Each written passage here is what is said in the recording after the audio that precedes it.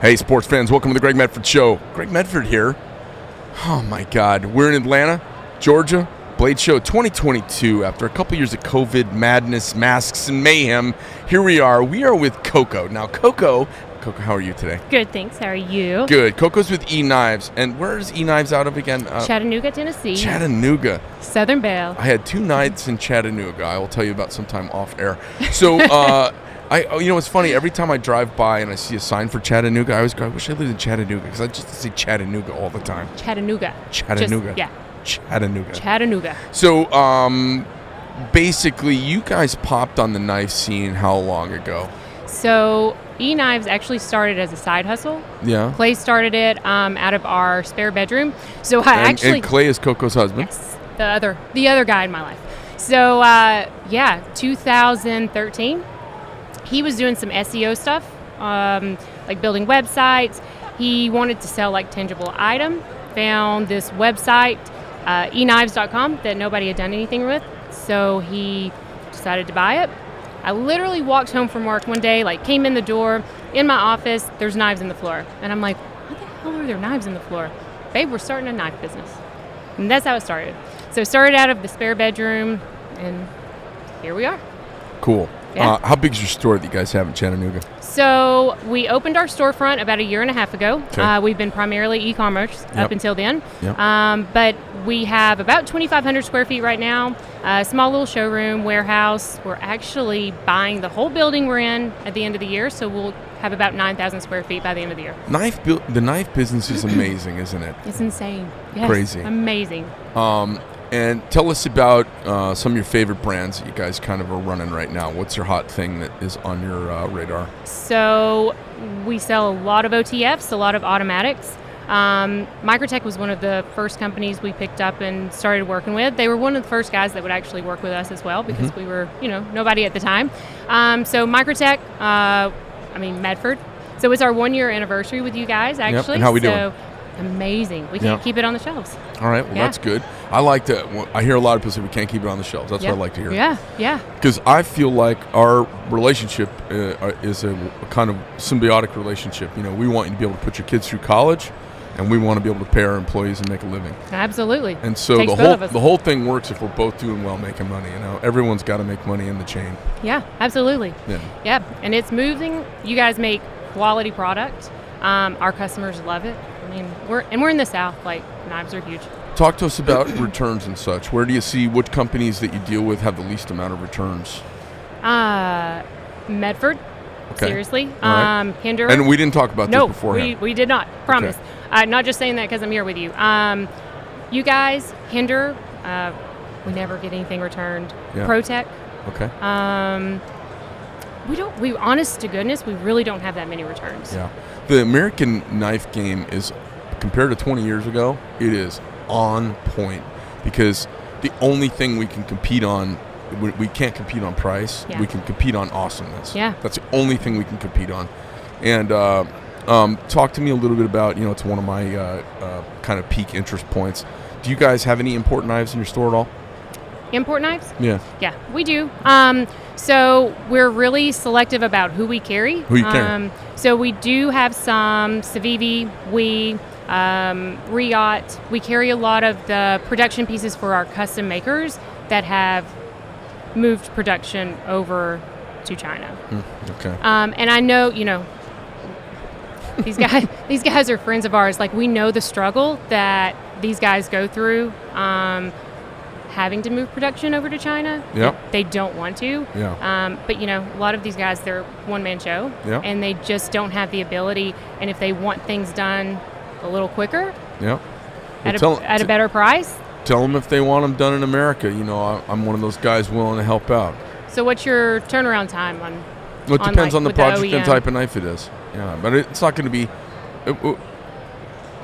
It'll be comparable in a lot of ways to what's going on in Asia. Yeah. It really will be. It'll be more expensive, though, because the thing about the Asian stuff is it's just black tar heroin. Yeah. It's just cheap labor and government-subsidized infrastructure material, and they can make a knife and ship it here for less than it costs us to spend to ship a done knife. Yeah, it's maddening. Well, that aside, The business has been good to you. You guys are real happy. When did you quit did you have a full-time job or? I did. I worked corporate healthcare. All right. And when did you bail on that? Because you did bail on that. Yeah, a year and a half ago. And they must have hated losing you because you're like this bubbly, cute Southern belle, and boom, all of a sudden, like, where'd the Coco go?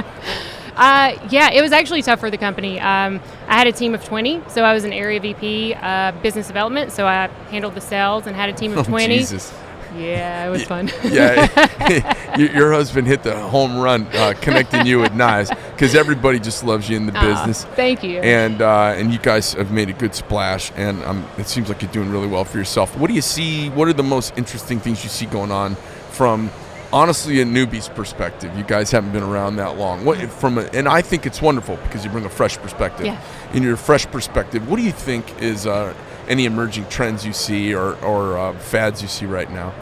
Oh, like with the actual knives? Sure, or the community in general. The community. So I think being the new guys kind of coming in, I think the biggest thing that people really enjoy about us and the brand we're building is authenticity. Nobody's authentic anymore. Like, everyone's trying to, like, I don't know, put this mask on, play this game. Yeah. People just want to see real. People want to know who they're buying from. They want to know who they're working with. I believe that people buy your knives because great quality, but I also believe more so that they're buying into you.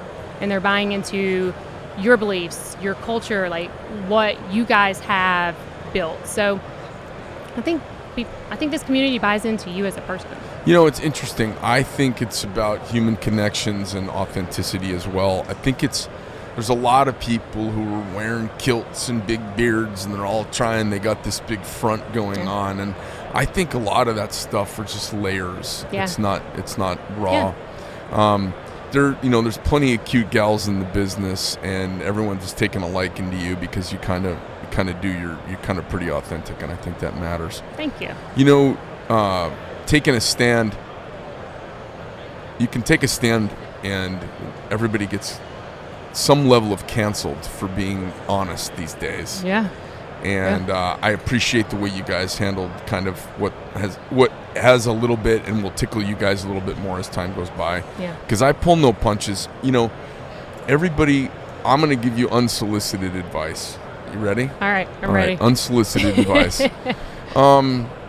We don't need every dollar.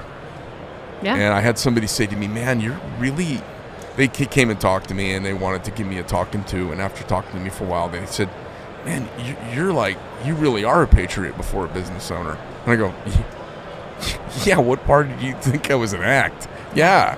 Because I was talking to Charlie Kirk from Turning Point about 6 months ago, and he said, I said, Charlie, what can I do to kind of help? And he said, give till it hurts. Yeah.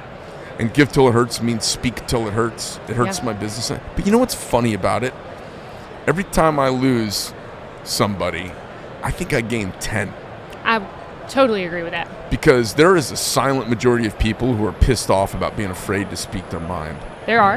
And most people don't want the grind. They don't want the rub. They're like, God, can somebody speak the truth? Why is everybody full of it? But they don't want to be the one to get hammered in the forehead. No. But when somebody does pop up, they're like, okay, I'll buy a knife from that guy. Yeah. Like, I'll stand behind you. I get a lot of that, you know what I mean? And it's funny, my team, they seem to go, oh, boss, boy, that shirt's going to get us in trouble. I said, well, it'll all wash out in the wash. It'll be all right. And then they see all these people coming around going, hey, we want to buy that shirt. So then they whisper it. It's kind of funny.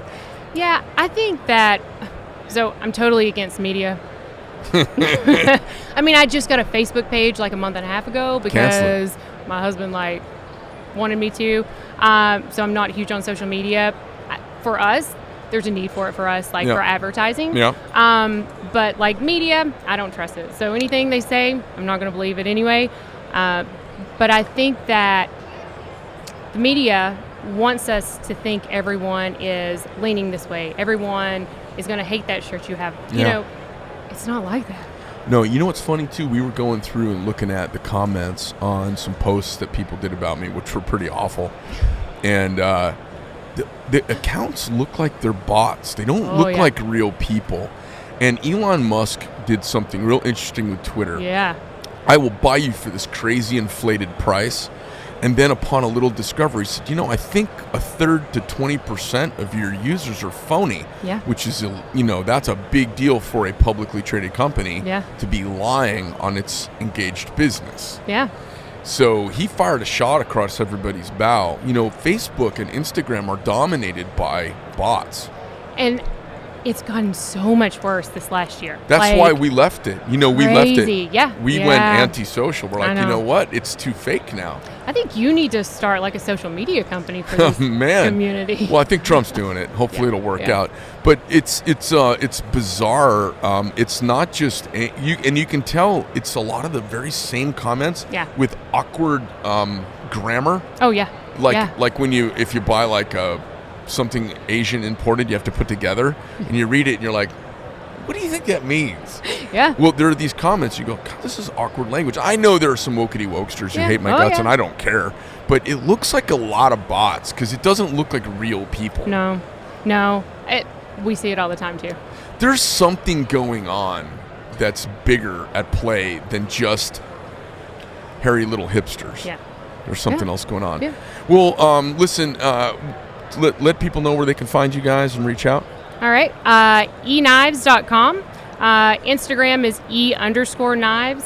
And I am Coco at EKnives.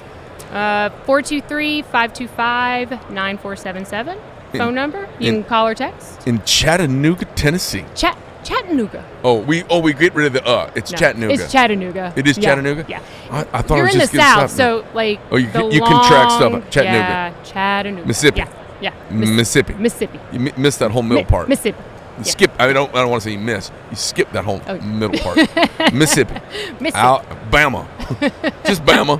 But it is just Bama. Listen, fun having you here. Thanks so much. Great having you part of our little troop of bandits. And it seems like everybody likes working with you guys, including Lindsay at the factory. So wonderful having you guys. Yeah, she's great. Amy, Dawn, all of them.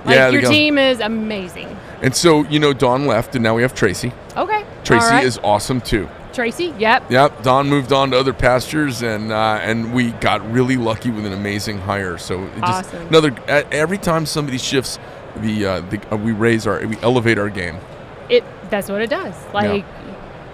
They conform. You've built a culture, but that says a lot about your business and the company because you've built this culture, and so people come in and you have that built. It's like. Now I do. They all, now I do. But it takes a while to get to that point. It took a while, man. It's a lot of wood to chop before you have to get rid of people. You have to, Yeah. So it's cut, grow, prune, grow, prune. It's like a bonsai tree. It takes some time. Yeah. Well, listen, thanks for having me. Awesome. Hey, sports fans, that's the Greg Medford Show here live at Blade Show in 2022. Have a nice day.